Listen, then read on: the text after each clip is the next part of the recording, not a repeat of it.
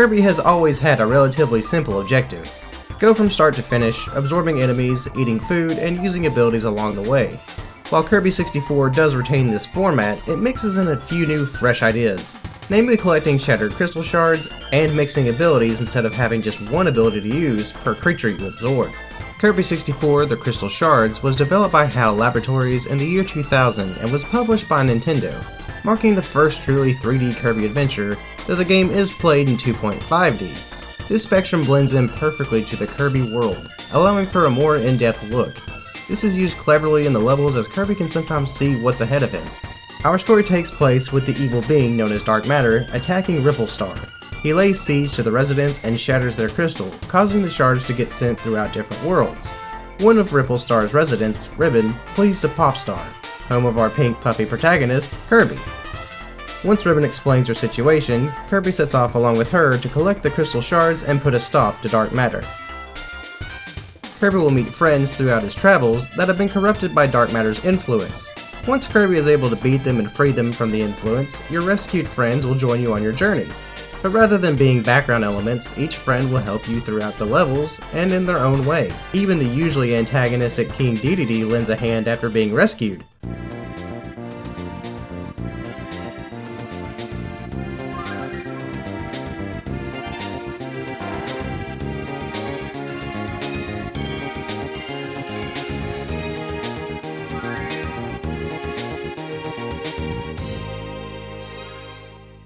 There are even new faces like Adeline, who's a painter that is just adorable. But enlisting the help of your friends is just one of the things Kirby 64 has in store. As I previously mentioned, Kirby can absorb elemental enemies and take their power. However, this time around, Kirby can release his current power and combine it with another one. And this is the major feature that makes this game so fun. By mixing all kinds of elements, Kirby can take on all kinds of forms and use tons of abilities like becoming a lightning rod, using a fire sword, turning into a fireball, shooting missiles from his face, using a boomerang with his face, and light bulb. But that is just scratching the surface when it comes to abilities. My favorite ability by far is the exploding ninja star. Kirby will just lob a star into an enemy's face and it gives them like a second before exploding and taking them out. I love it because the enemies are just like, oh god. All of these abilities allow Kirby to traverse each level in a variety of ways, from blazing through it to slowly targeting your enemies one by one. There are a ton of possibilities and none of them are boring.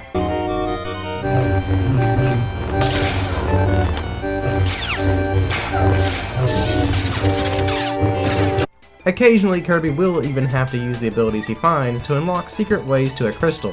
Sometimes it'll be a plain ability, and sometimes Kirby will have to combine elements to make the solution. I would have rather had the game try to be more subtle about this, like making a breakable wall that might need the bomb ability instead of just making walls two different colors. Searching for the crystals adds a new layer to the typical Kirby format. The player will have to be more cautious and aware of his surroundings in order to find all of the shards. While not exactly necessary, collecting all of them will unlock the true ending, which is much more satisfying than the ending without collecting every shard.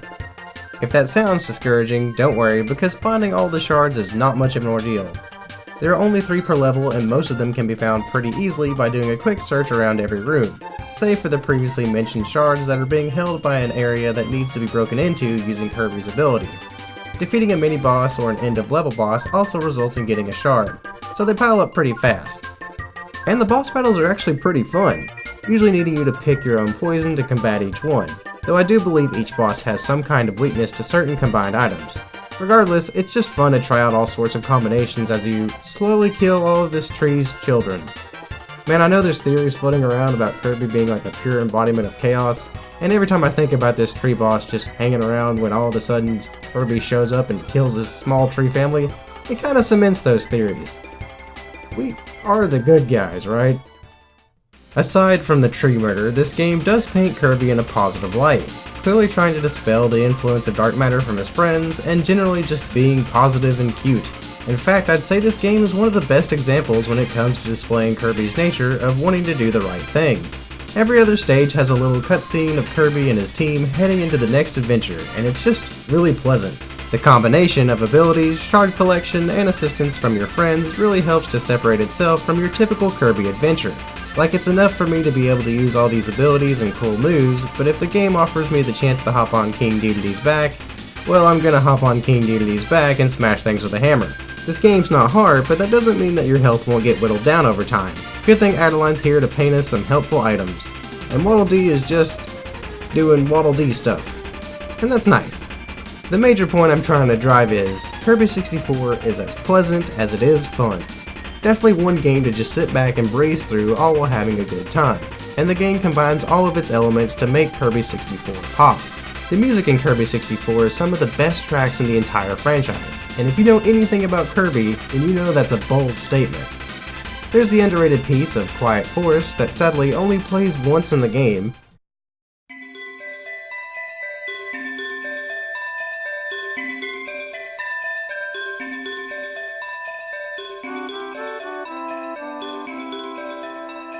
To more upbeat pieces like Popstar.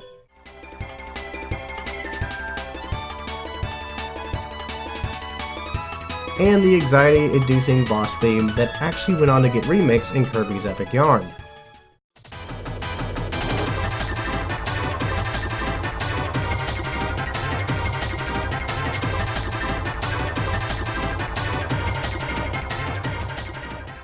Kirby 64 may also very well be one of the first examples of Nintendo trying to take on a unique art style for one of their already one-of-a-kind games.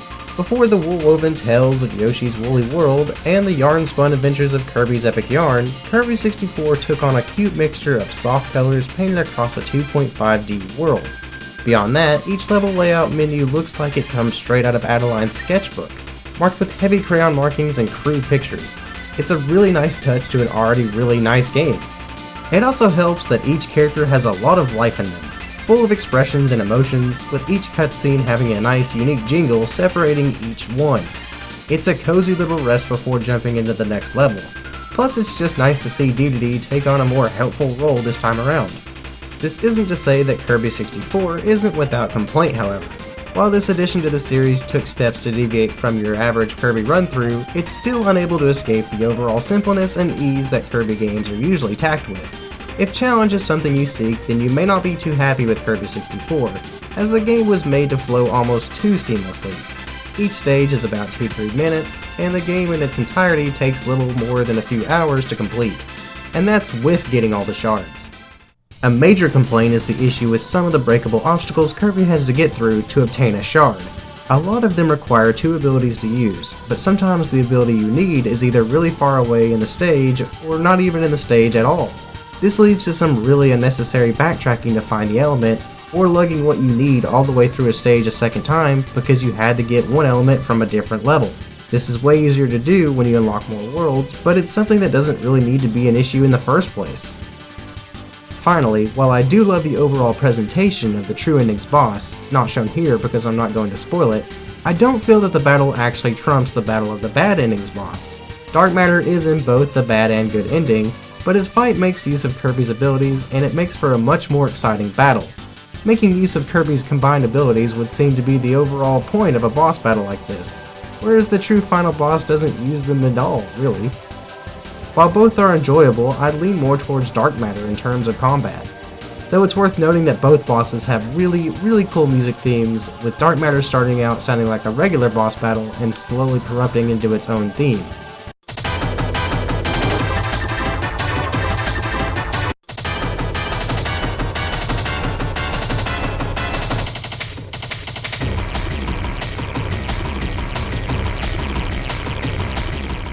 And I'm sorry I'm not showing any of the footage of these 2 fights, but that is really end of game, and really something you should enjoy for yourself. Though I really wouldn't consider either of these bosses to be hard. But just because it's easy doesn't necessarily mean it's bad. I think the point of a Kirby game is to be just that, fun. And blowing past all these levels however you choose is part of what makes it a fun experience.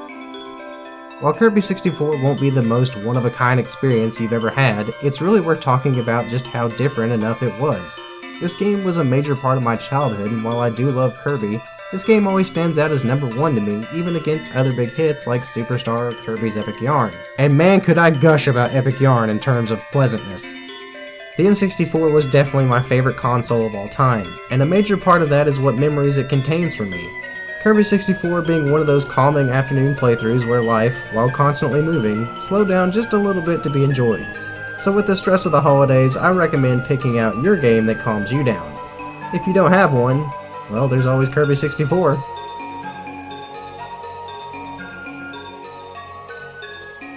Tell me I'm wrong for thinking Kirby 64 is the best Kirby game. I dare you. Prove me wrong by commenting down below, but be nice enough to leave a like if you enjoyed the video.